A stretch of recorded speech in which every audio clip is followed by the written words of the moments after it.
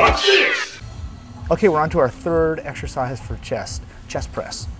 And before I show you how to use this machine, what you want to keep in mind is that you don't have to always use the same chest press machine. You don't have to always do it as a third exercise in the routine. You may want to do it first. It's a compound movement for chest. It's going to warm up the chest, shoulders, and triceps.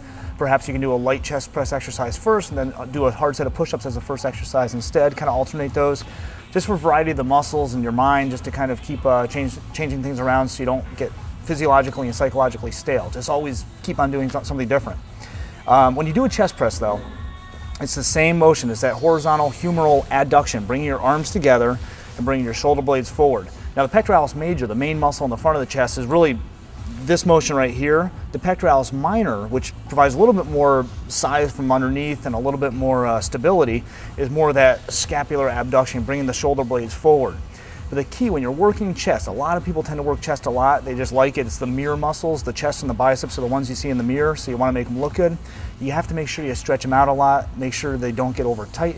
Plus you work the muscles in the back of your body too, so you're not walking around all muscle bound. You want to stay, you want to stand firm. So chest press, the key points again, elbows should be a little bit lower than the shoulders. Don't have them all the way out to the sides like this, but a little bit lower just to unimpinge the shoulder joint. And also on this, when you're doing a chest press, don't lock out. Don't bring it all the way out there and hold it, because you have leverage. It's like bone on bone at the end. It's stuck like this. And the muscles are contracting, but it's an easy contraction. You have so much leverage, you can pretty much stay there all day. If I were back like this, I can normally handle a lot more weight than this, but for demonstrating purposes, you want to, you don't want to sit out there and hold it even for a second or two, because what happens, the muscles recover, okay? You want to breathe out as you push out. Maybe a slight pause, or not even that, and slowly back. So I basically tell people when you go out like this, it's a little bit of a turnaround right away and then slow it down. Now with hand position, you don't want to go too wide, just like with the push-ups, because that's going to put a lot of stress on the shoulder. You don't want to go too narrow either. Maybe once in a while for variety, but when you go narrow, it's using the triceps a little bit more. So you pretty much want your forearms parallel to each other when they're in this stretch position. I think mine are about there right now. And you also want to make sure that your grip is symmetrical. So if you look at these hand grips, my thumbs are about the same distance from the end, and then you can ideally put your thumbs around. Use the opposable thumbs to make sure the handle doesn't slip off. A lot of people I see put the thumb on top like this, but there's the risk of slipping off when you're doing this. And if you have a lot of weight, that's kind of dangerous, especially if it's on a barbell and you're on a bench. I hate seeing that when people are like this with the thumbs on top on a bench press, because if your hand slips off, you're gone. These have nice rubber bumpers, as you just heard, but it's best not to drop the weights. So it's breathing out on the 2 or 3 count, like this, slight pause, if any, and then slowly back. Now this is a hammer strength machine. This is an isolateral machine. These move independently, which is also good for variety. You can go out like this and alternate the movements.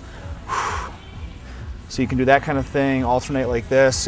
But if you do have any kind of isolateral machines in your facility, it's good to use them, because these 25 pounds, even though they're the same on each side, usually the body's not symmetrical. Okay, unless you strength train a lot and you're used to doing this and it evens out. When you first start, you're definitely going to be stronger on your dominant side. But what happens is, like I said, I'm right-handed. My dominant side is going to be a little bit stronger. But as you strength train, the non-dominant side has to basically, it's a neuromuscular response. It has to contract more muscle fibers to do the same amount of work, because it's not as coordinated. So say if I just first started strength training and I'm going like this, equal weight, my left side's pushing a lot harder, or neuromuscularly it is.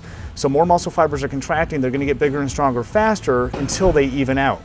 And what happens is usually the non-dominant side's a little bit bigger than the dominant side after months or years of strength training, because it has that supercompensation response. I think that's pretty much it for chest press. Again, use a lot of different machines. If you have a dozen different chest pressing type machines, or free weight or dumbbell or barbell movements in your facility, you know, maybe just change one each week, do something different. But if all you have is push-ups and a floor, you can do that as well. All right, on to shoulders.